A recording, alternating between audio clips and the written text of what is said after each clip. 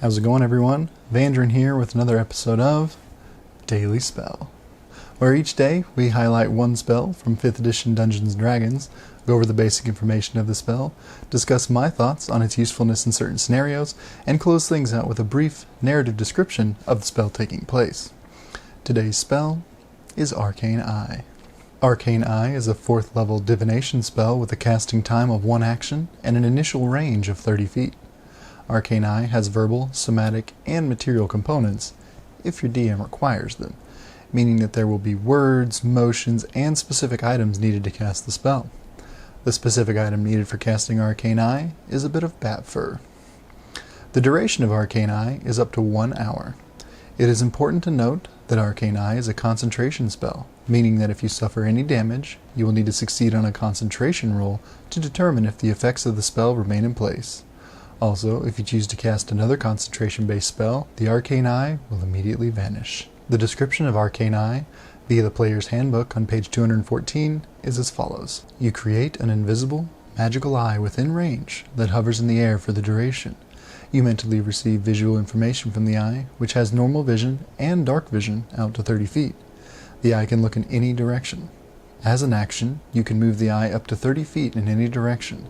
There is no limit to how far away from you the eye can move, but it can't enter another plane of existence. A solid barrier blocks the eye's movement, but the eye can pass through an opening as small as 1 inch in diameter. After the last couple of spells we've discussed here having fairly minimal uses, Arcane Eye is a breath of fresh air indeed.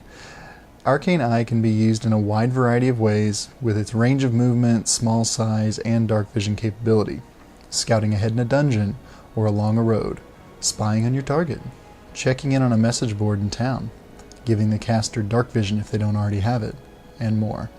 It is important to remember that the eye has a set flying speed of 30 feet per action, as mentioned in the spell description, which does cause some limitations on its range.